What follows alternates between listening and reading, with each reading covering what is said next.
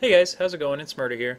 I decided to do something a little bit different today for the YouTube video, and it's going to be an OBS settings overview, kind of just with PlanetSide 2 in mind, since that's what I'm optimized for. There are a lot of really good OBS tutorials out there, so I don't want to get too crazy here with the general info, but I'll try to go over a little bit of everything, what my settings look like, why they look like they do, and give you guys a little bit of insight into that. I know a couple people requested, probably more than a couple people requested, some OBS settings since I have my graphics settings, my user options, and stuff like that on YouTube.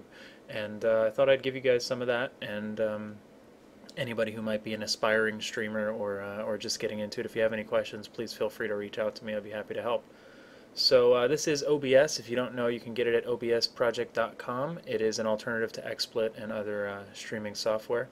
It is personally my preference, the thing that I've been streaming with for about a year now exclusively. I, of course, started out with XSplit, but OBS is completely free. It's not, part of it's licensed where you have to pay for certain features or anything like that. And it's a much more simplistic design and format, but it gets pretty much everything done that you could possibly want. The one of the developers, the main developer of it, Jim, also uses a AverMedia LiveGamer HD capture card, which is the same capture card that I have, and a lot of the development of OBS has that in mind, so I really thought that would kind of be a good pairing as well moving forward for getting regular updates and things like that. They're pretty on the ball with that stuff, so I don't really have anything bad to say about it. But anyway, let's kind of jump into it a little bit. This is the main area. I'm streaming off of a second PC right now, so that's why it says not streaming and things like that. I'm actually streaming the OBS with OBS on a different computer. But if you have any questions about setting up the dual PC stream, that's kind of a little bit more involved. It depends on you having a capture card and having the appropriate wires and connections for audio and video and things like that between both of the PCs. And at that point, you pretty much just run OBS on the streaming PC and do all of the same stuff once you get that sorted out. So I'm not going to go into that particularly in too much detail, but if you do have questions about that, if you're trying to run a 2 PC setup and you have any questions about audio or video or getting anything to work, please feel free to reach out to me in the comments or direct messages or anything like that as well, and I'll try to help you out.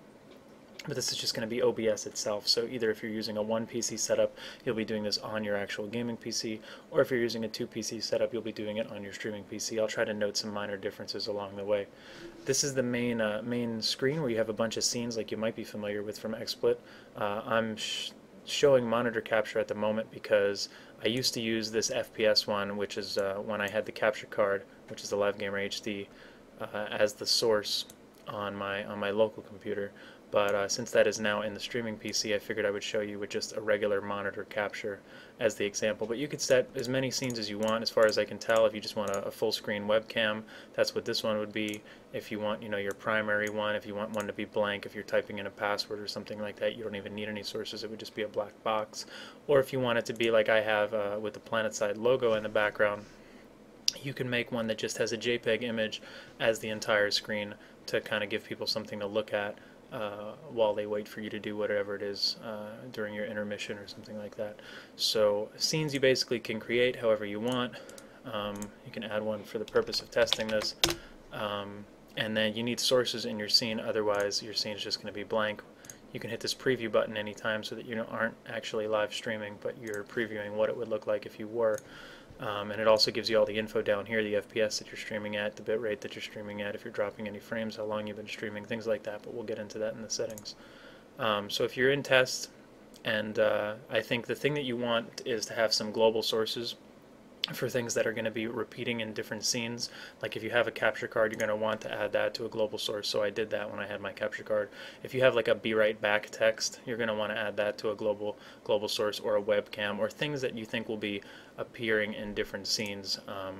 So for instance, if I wanted to create new text that said be right back, I would go into global sources first because I'd want to use it on multiple scenes. I would add, and then you can pick one of these. First, let me add monitor capture again, because that's what we're going to use. If you're using a capture device, you would hit video capture device and pick your capture card that was connected, or you could do game capture if you're running a game, and you could pick the executable of that game to capture. It really doesn't matter. You can do it by window as well. There's a bunch of different options. So say I'm just going to capture my primary monitor here. I add it as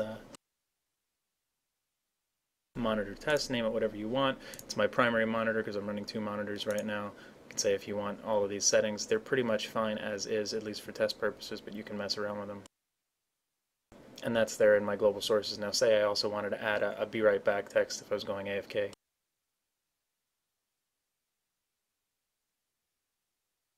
You can go through here, all your font settings, things like that. I'm not going to do too much with it.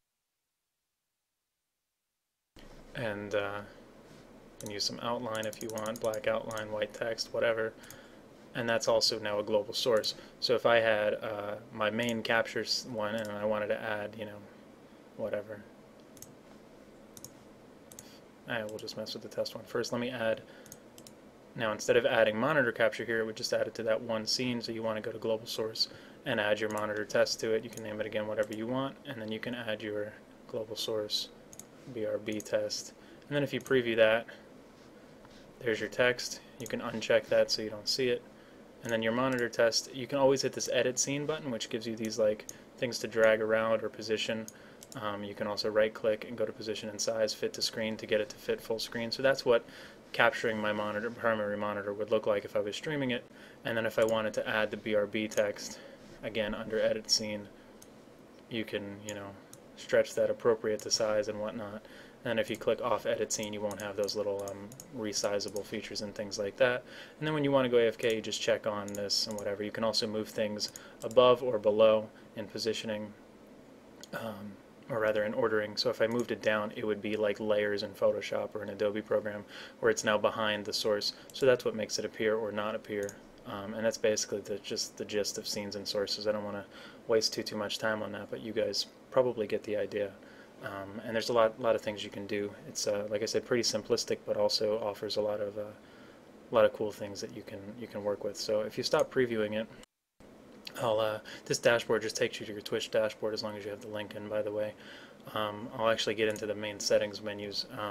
This is if you just want to set up a profile where, you know, different streams have different settings. You can obviously do that just like you would with anything that takes profiles. That's pretty straightforward. The encoding, I never used to use CBR, which is constant bitrate, because it will force you to stream at whatever your max bitrate is all of the time, and at the same time then people would have to download at that bitrate all of the time. But Twitch's recent changes last month make it so that they require you to use CBR if you want to be dubbed a quote-unquote excellent quality stream and have access to that source option. So I am using it now, and I recommend that you use it as well, just to you know, abide by all of Twitch's rules. The max bitrate in here, you tend to want to be whatever, depending on your internet. I'd usually try to not go above 3000 or below 2000 as long as you can handle it. If you go below 2000, you start getting some distortion, especially when fast movement is happening. If you have a really low upload on your connection, like only a 2 megabyte upload or 1.5 or something like that, obviously you're going to have to stream it lower than 2000. But if you have like a 5 meg upload or an 8 meg upload or more, you should be able to pull off 2 or 3. If you get above 3, some people, especially connecting from out of the country, have trouble downloading it, even though their download speed is ideally much higher than that. For whatever reason, they still have trouble with it lagging. I used to stream at 4000 bitrate because my upload was plenty for it, but I got a handful of complaints, especially on 720p. From people in Europe and things like that weren't able to watch it smoothly. So I knocked it down to 3000, and I think that still preserves really good quality as long as your upload can handle it. But go to speedtest.net, even though that's not the best way to tell. Go there or any of the other speed testing websites, or just know what you get from your ISP and plan accordingly here. You don't want to use your entire upload bandwidth, obviously, but like I was getting 8 megabit upload for a while, and I was streaming at 4 just fine and 3 just fine and things like that. My upload actually got boosted recently, so I get even more, but I'm still streaming at the same just because I'm keeping my viewers in mind. So that's pretty much how you set that. You can leave all of these alone. Another thing is I prefer AAC over MP3 for audio. It also allows you to go up to 160 bit rate under Twitch's new guidelines. If you go above that, it's too high for their, you know, excellent quality stream, quote unquote. So this would be my recommendation here as well. Under broadcast settings, You want this to be live stream unless you're doing file recording only, which I'll explain after I go through the rest of this page. Obviously, if you're streaming somewhere else, but it's pretty much Twitch these days, your server, you would think that it's usually the closest location to you, and that it might be, but there's a good program called JTV Ping, I believe, that I can give a link to. I have it over here on my other monitor.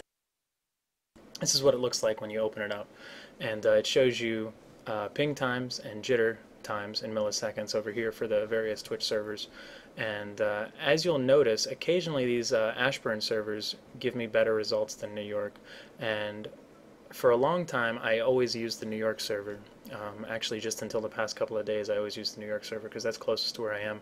But I just started trying the Ashburn server just to see if it alleviated any problems that I was having on dropped frames and things like that. I think they're more an ISP problem, but if I can connect to Ashburn as a means of troubleshooting it, then, you know, why not? It looks like it's just as good.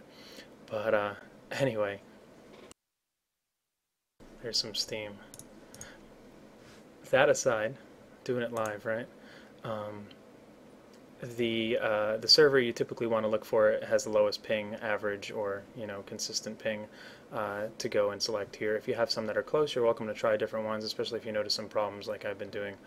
But this is definitely a good program to test them, and I will put that link in the description.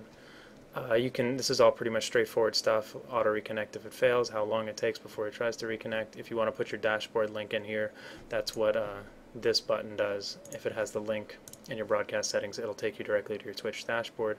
If you want to save a copy of your broadcast to a file on your computer, you can click that, you can type where you want to save it, and it'll name it whatever you name it, and then like stream 1, stream 2, stream 3, and so on and so forth. I do this so that I have an easy way of editing and uploading to YouTube and things like that. It also writes the file after you stop streaming. So in my experience, I haven't noticed it really impacting performance or anything like that, because I don't believe it's writing anything other than like just a shell copy of the file while you're streaming. So I like this personally, but you don't have to do that. Start and stop stream hotkeys if you want them. I don't have any. I just use the start and stop button. Also, if you put something in the file path, you're able to choose to file output only as your mode, in which case that's all it does. So it basically records like fraps or something like that, but at a really good quality and really low file size. That's one of the great things about the OBS recordings and encodings, that you get a pretty solid quality, but it's only takes up about a gigabyte for an hour's worth of footage on average, which is infinitely better than the space that you'll take up on a hard drive with fraps and things like that. So some people are like, how do you have recordings and enough space for, you know, 12 hours of consistent video from like the world first Araxium with the NS7? And this is really the answer. That video was only like 12 gigs, so for 12 hours of footage, it's not bad at all. So if you're even just looking for an alternative to fraps or something like that for recording, I think OBS is really good performance-wise. It doesn't hog a lot of resources from you, and you have this alternative as well for a pretty high-quality stream, or at least file local recording without taking up too much space. If you go into the video tab, you obviously have your graphics card in here. I'd recommend under resolution putting the resolution that you are going to stream at as opposed to the resolution that your desktop is.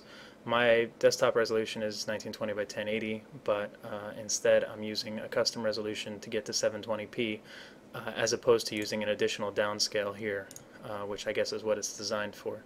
I think that it's personally better to not have it take 2 steps to accomplish that, and I haven't had any trouble doing this. So if you want to stream at 720p, I'd recommend just doing 1280 by 720 here and no downscale, rather than your native resolution plus a downscale. But you could really do it either way if for whatever reason you found that it worked better for you, or things looked weird in your preview or anything like that. Typically it's pretty straightforward to stream at 30 FPS. Some people do otherwise. Now that I have a streaming PC, I switched to streaming at 60 FPS because I think that it looks a lot nicer, smoother like that, but it is going to be a bit of a performance hit if you're doing it on your same PC. So if you're having any sort of performance issues trying to stream higher than 30, I definitely recommend taking this back down to 30.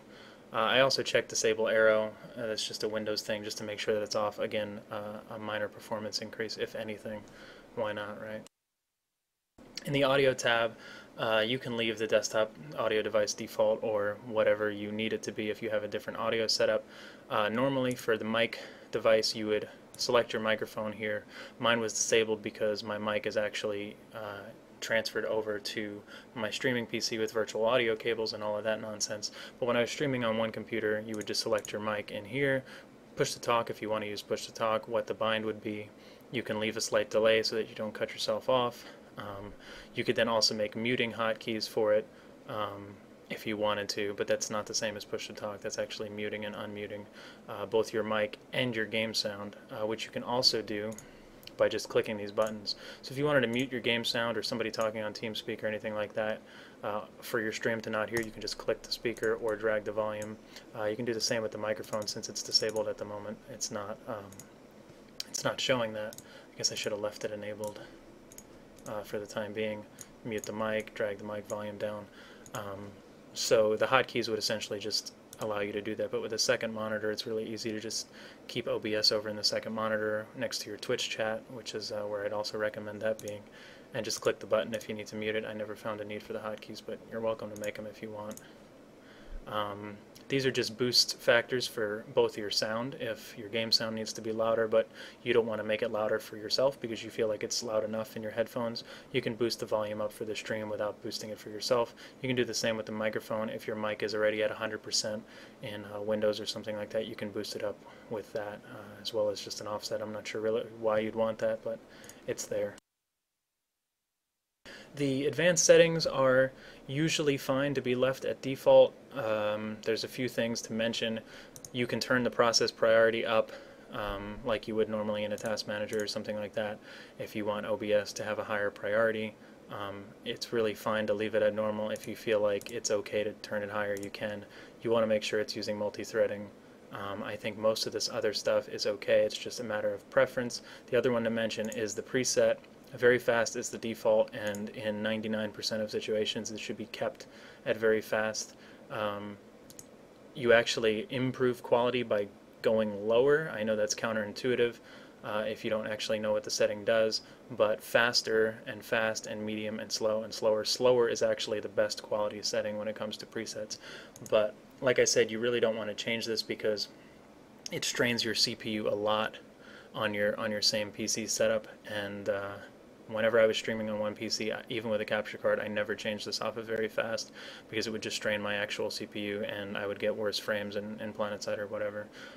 When you get it on a streaming PC, if you have a powerful enough CPU in the second computer, you can turn this down. I've actually experimented with it on faster, fast, and medium. I didn't go as low as slower yet. I think that those are even a bit intense because I only have an i7-950 in my other computer.